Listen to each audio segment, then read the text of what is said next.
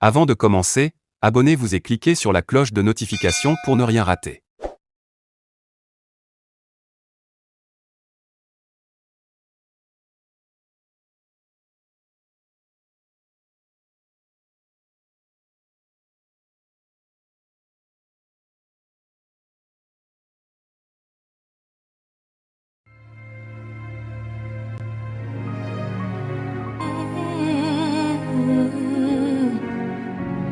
Jésus, tu as les paroles de la vie. Jésus, tu as les paroles de la vie. Oh, Jésus, tu as les paroles de la vie. Oh, mon roi, tu as les paroles de la vie. C'est toi que je veux louer. Bonjour à tous, et bienvenue dans « L'Éternel ouvre nos yeux ». Je me nomme Céline Bali. Après la démonstration dans l'épisode 13, qui a prouvé que Jésus-Christ n'a jamais été musulman, aujourd'hui nous parlerons de la violence enseignée dans les livres saints. Attention, je n'ai pas dire histoire violente citée dans les livres saints, mais plutôt prescriptions et ordonnances violentes données par des livres saints. Notre sujet du jour est la Bible et le Coran, lequel est le plus violent? Nous allons nous appuyer sur les sources fiables islamiques et sur la Bible. Suivons. Tout d'abord, j'aimerais dire une chose, je suis ouvert à faire des débats sur n'importe quel sujet. Que ça soit en ligne ou même en face. Seulement, il faut que les bonnes conditions pour un débat professionnel soient réunies. Maintenant je mets n'importe qui au défi dans ce monde. Personne ne pourra prouver que la Bible est plus violente que le Coran. Je ne parle pas d'histoire violente, mais d'ordonnances violentes, comme des ordres ou des commandements. Celui qui pense qu'il peut le faire devant moi, voici mon contact. Plus 225 07 87 94 06 44. Je suis aussi sur WhatsApp. Revenons à notre sujet. Nous commencerons par la Bible. Car il faut corriger, et rendre plus explicite ces soi-disant versets violents de la Bible. Alors je défie tous les chrétiens haineux. Mon défi est le suivant. J'ai choisi 5 passages dans la Bible, et il y en a d'autres, et je vais vous demander de me trouver leur équivalent dans le Coran. Bien sûr, inutile d'essayer, c'est strictement stupide, vous n'allez pas réussir. 1. Extermination de tout ce qui respire. Deutéronome chapitre 20 verset 16. Mais dans les villes de ces peuples dont l'Éternel ton Dieu te donne le pays pour héritage, tu ne laisseras la vie à rien de ce qui respire. Alors je vous défie. Vous nous dites, oui, l'islam c'est la religion la plus violente qui a le plus tué, etc. etc. Eh bien, allez-y, sortez-nous le verset coranique qui dit, tu ne laisseras la vie à rien de ce qui respire. 2. Extermination des femmes, des enfants et des nourrissons. 1 Samuel chapitre 15, versets 2 à 3. Ainsi parle l'Éternel des armées, je me souviens de ce qu'Amalek fit à Israël, lorsqu'il lui ferma le chemin à sa sortie d'Égypte, il y a plusieurs siècles. Va maintenant frappe Amalek, qui était l'ennemi des enfants d'Israël, et dévouer par interdit tout ce qui lui appartient. Tu ne l'épargneras point, et tu feras mourir hommes et femmes, enfants et nourrissons, bœufs et brebis, chameaux et ânes.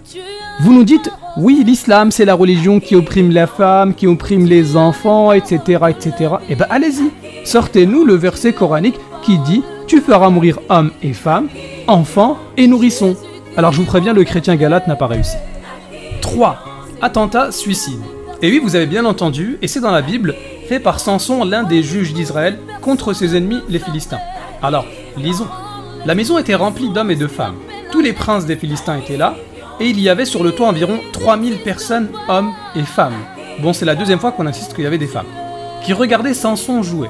Alors Samson invoqua l'Éternel, donc Jésus pour la plupart des chrétiens, et dit « Seigneur éternel », c'est-à-dire Seigneur Jésus pour les chrétiens, « Souviens-toi de moi, je te prie, ô Dieu, donne-moi de la force seulement cette fois, et que d'un seul coup je tire vengeance des Philistins pour mes 2 yeux. » Et qu'est-ce qu'il est dit un peu plus bas? « Que je meure avec les Philistins. » Il se pencha fortement, et la maison tomba sur les princes et sur tout le peuple qui y était. ceux qu'il fit périr à sa mort furent plus nombreux que ceux qu'il avait tués pendant sa vie. Ainsi, on a un minimum de 3000 personnes qui sont tuées dans son attentat, dont des femmes. Et pourtant, Samson, c'est pas n'importe qui, il est cité dans le Nouveau Testament. Hébreux chapitre 11, versets 32 à 33. Et que dirais-je encore? Car le temps me manquerait pour parler de Gédéon, de Barak, de Samson, de Jephthé, de David, de Samuel, et des prophètes qui, par la foi, alors je répète, par la foi, vainquirent des royaumes, exercèrent la justice, obtinrent des promesses, fermèrent la gueule des lions. Donc vous qui nous dites, oui les musulmans là, vous faites des actes terroristes, vous vous faites sauter en tuant des innocents, bah allez-y, sortez-nous le verset coranique qui dit « Faites-vous sauter en tuant minimum 3000 personnes, dont des femmes ». Bon, je crois que je vais m'arrêter là, c'est largement suffisant. Si vous réussissez à répondre à mes 3 premiers passages, je vous donnerai les 2 autres. Mais comme je vous l'ai dit, vous ne pourrez le faire. Juste une petite remarque, pour ceux qui nous disent « Oui, tu nous cites l'Ancien Testament, là avant c'était la barbarie, maintenant ça a changé. Ah donc Dieu, c'est-à-dire Jésus pour vous, était barbare. Hein. » Que dit la Torah à propos de sa loi? Deutéronome chapitre 4, versets 5 à 8. « Voici je vous ai enseigné des lois et des ordonnances, comme l'Éternel mon Dieu me l'a commandé, afin que vous les mettiez en pratique dans le pays dont vous allez prendre possession. Vous les observerez et vous les mettrez en pratique, car ce sera là votre sagesse et votre intelligence aux yeux des peuples, qui entendront parler de toutes ces lois et qui diront « Cette grande nation est un peuple absolument sage et intelligent. » D'entrée de jeu, j'aimerais dire à notre frère musulman que personne ne vous haït. Dans le christianisme, la haine contre son prochain quel que soit son bord religieux, est un péché. Et Jésus notre Père nous demande d'aimer notre prochain comme nous-mêmes. Donc, le fait de dire que l'islam est une religion de violence, ce n'est pas de la haine, mais plutôt une vérité. Car c'est plutôt dans l'islam que la haine envers les non-musulmans est autorisée, enseignée et même nourrie par le Coran à travers plein de versets, comme la sourate 98 ayat 6 à 7. La sourate 5 versets 55 et 81. La sourate 60 verset 4 etc. Donc tu es très mal placé pour venir traiter les autres de haineux. Personne ne vous haït, mais c'est plutôt l'amour qui nous pousse à vous dire la vérité. Concernant les musulmans, je me suis toujours demandé, est-ce possible de trouver un seul musulman qui est honnête? Tous des malhonnêtes. On parle de la violence que enseignent nos livres à leurs adeptes, et ce guignol vient nous prendre des versets qui expliquent une histoire. Bref, je vais mieux vous expliquer, et effacer toutes ces bêtises que ce type a dit. Prenons le livre de Deutéronome 20 verset 16, il est écrit « Mais dans les villes de ces peuples dont l'Éternel, ton Dieu, te donne le pays pour héritage, tu ne laisseras la vie à rien de ce qui respire. » Comme le verset le dit bien, cette guerre n'est pas une ordonnance donnée aux enfants d'Israël contre les autres peuples, mais il s'agit là d'une terre que Dieu a décidé de donner au peuple d'Israël. C'est un territoire pour lequel ils doivent se battre pour l'avoir. Je ne dis pas que le fait de tuer tout ce qui respire est normal. Mais là, il ne s'agit pas du monde entier, mais d'un peuple bien défini. Dans le livre de 1 Samuel 15, au verset 1 à 3, il est écrit « Samuel dit à Saül, c'est moi que l'Éternel a envoyé pour t'oindre roi sur son peuple, sur Israël, écoute donc ce que dit l'Éternel. Ainsi parle l'Éternel des armées, je me souviens de ce qu'Amalek fit à Israël, lorsqu'il lui ferma le chemin à sa sortie d'Égypte. Va maintenant, frappe Amalek, et dévoué par interdit tout ce qui lui appartient, tu ne l'épargneras point, et tu feras mourir hommes et femmes, enfants et nourrissons, bœufs et brebis, chameaux et ânes. Encore un ordre que Dieu vient de donner aux enfants d'Israël. Je ne vois pas en quoi est-ce que ça concerne les chrétiens ou la Bible. Bref, on continue. Au dernier verset, il a pris le livre de Juges. Juges 16 versets 27 à 30, il est écrit. La maison était remplie d'hommes et de femmes, tous les princes des Philistins étaient là, et il y avait sur le toit environ 3000 personnes, hommes et femmes, qui regardaient Samson jouer. Alors Samson invoqua l'Éternel, et dit, Seigneur éternel, souviens-toi de moi, je te prie, ô Dieu. Donne-moi de la force seulement cette fois, et que d'un seul coup je tire vengeance des Philistins pour mes 2 yeux. Et Samson embrassa les 2 colonnes du milieu sur lesquelles reposait la maison, et il s'appuya contre elles, l'une était à sa droite, et l'autre à sa gauche. Samson dit, « Que je meure avec les Philistins !» Il se pencha fortement, et la maison tomba sur les princes et sur tout le peuple qui y était. Ceux qu'il fit périr à sa mort furent plus nombreux que ceux qu'il avait tués pendant sa vie. Maintenant vous-même observez la tricherie, et la malhonnêteté de ce musulman, lorsqu'il a lu le verset. Il l'a lu comme si ces personnes présentes dans le temple pendant que Samson le détruisait, étaient tous innocents. Il parlait comme si ces personnes n'avaient rien fait du tout et que Samson avait décidé de tous les tuer en se tuant lui-même. Et par hypocrisie, il prend le terme « attentat suicide ». Nous allons situer les choses dans leur contexte pour que vous-même vous compreniez que ce monsieur est non seulement un menteur, mais aussi un hypocrite et un tricheur. Car il faut comprendre dans quelles circonstances Samson s'est retrouvé là. Prenons le même livre de Juges 16 à partir du verset 21 au 25. Pour paraphraser pour gagner du temps, nous devons savoir que les Philistins ont toujours été des ennemis des Israélites. Et comme l'Éternel avait donné une force incroyable à Samson, personne n'osait attaquer Israël. Samson était le cauchemar des Philistins, donc ils cherchaient tous les moyens de pouvoir le tuer. La force qu'il avait lui fut donnée par Dieu, mais cette force résidait dans ses cheveux, qui lui permettaient de battre n'importe qui, et tuer même un lion à main nue. Une femme espionne réussit à le séduire, et il lui donnait le secret sur sa force à cette dernière qu'il a vendue aux Philistins. Alors ils l'ont saisir et coupaient ses cheveux. C'est comme ça qu'il perdit sa force. La suite dit. Les Philistins le saisirent, et lui crevèrent les yeux, ils le firent descendre à Gaza, et le lièrent avec des chaînes d'airain. Il tournait la meule dans la prison. Cependant les cheveux de sa tête recommençaient à croître, depuis qu'il avait été rasé. Or les princes des Philistins s'assemblèrent pour offrir un grand sacrifice à Dagon, leur dieu, et pour se réjouir. Ils disaient, « Notre Dieu a livré entre nos mains Samson, notre ennemi. » Et quand le peuple le vit, ils célébrèrent leur Dieu, en disant, « Notre Dieu a livré entre nos mains notre ennemi, celui qui ravageait notre pays, et qui multipliait nos morts. » Dans la joie de leur cœur, ils dirent, « Qu'on appelle Samson, et qu'il nous divertisse. » Ils firent sortir Samson de la prison, et il joua devant eux. Ils le placèrent entre les colonnes. Donc voilà la vraie histoire. Les Philistins l'ont capturé, bastonné, coupé ses cheveux pour lui empêcher d'avoir la force qu'il avait, ils ont crevé ses yeux. Et ils le prenaient comme un jouet. C'est seulement la mort qui l'attendait. Donc avec l'aide de Dieu, il a réussi à détruire les piliers qui soutenaient le bâtiment. Lui et toutes ces personnes qui assistaient à son malheur, et toutes ces personnes qui avaient pour objectif de le tuer furent morts avec lui dans l'effondrement. Alors je ne vois pas où est le souci, surtout qu'il s'agit là même d'une légitime défense. Car même si c'était par ça, ces personnes l'auraient tué. Alors je ne vois pas où est le sacrilège. Mais c'est une chose qui est très différente de celle des musulmans. Les musulmans s'explosent avec des bombes, pour tuer ceux qui refusent d'être dans l'islam. Ce qui n'a rien à voir avec le cas de Samson. Pour les 2 premiers versets, il s'agissait juste des tueries que Dieu lui-même avait demandé à Israël de faire pour récupérer le territoire. Et en plus c'est quelque chose qui a eu lieu à une époque bien précise, et qui concernait seulement les Israélites et le peuple qu'ils étaient censés éradiquer.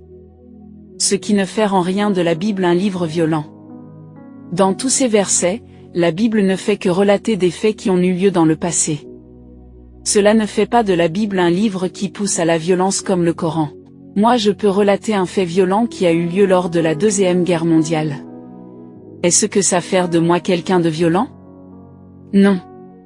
Faites un tour à l'école française après l'école coranique. Cela va beaucoup vous aider à mieux réfléchir. Lors de la crise post-électorale de 2011 en Côte d'Ivoire, il y a eu plus de 3000 personnes mortes. D'autres ont été massacrées et enterrées dans des fosses communes. Je ne fais que relater un fait. Est-ce que ça fait de moi quelqu'un de violent? Non.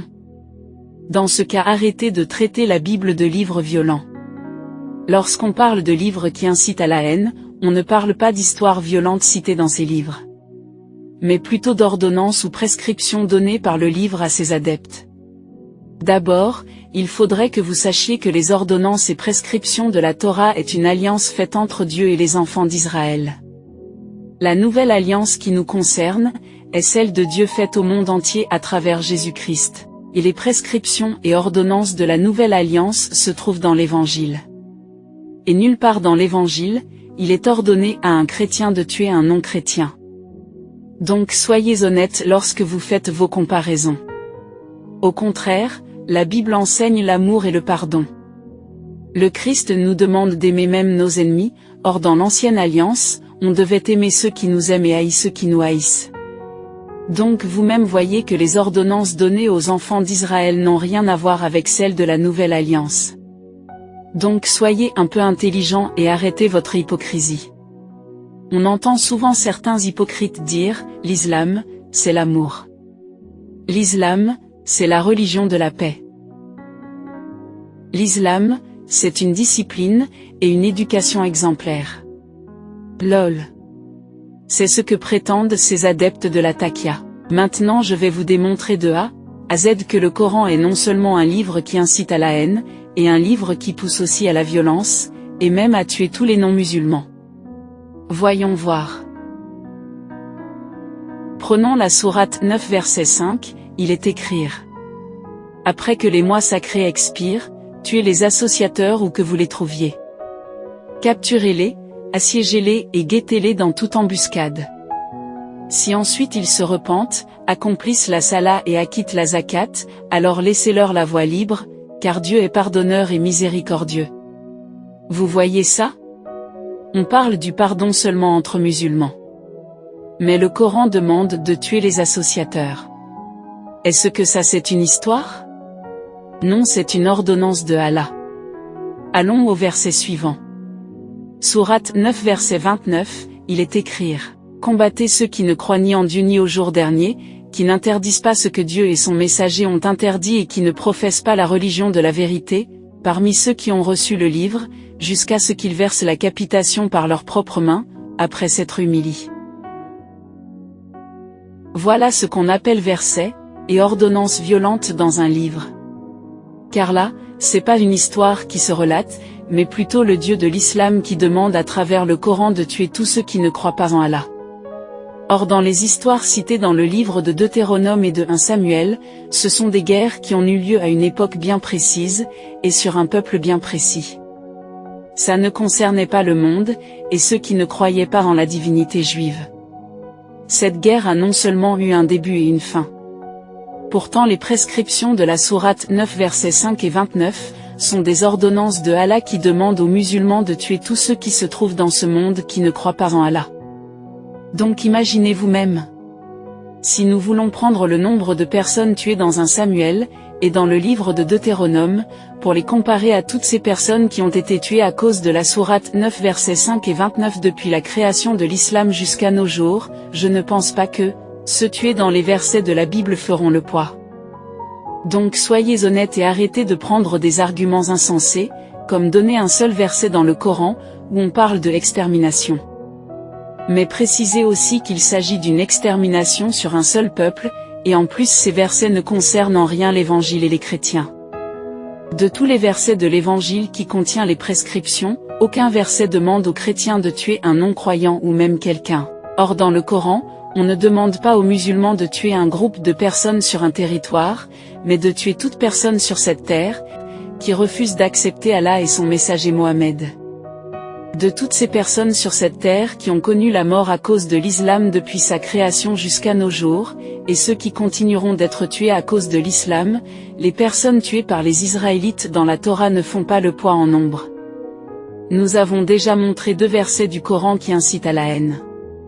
Continuons dans les mêmes sources islamiques.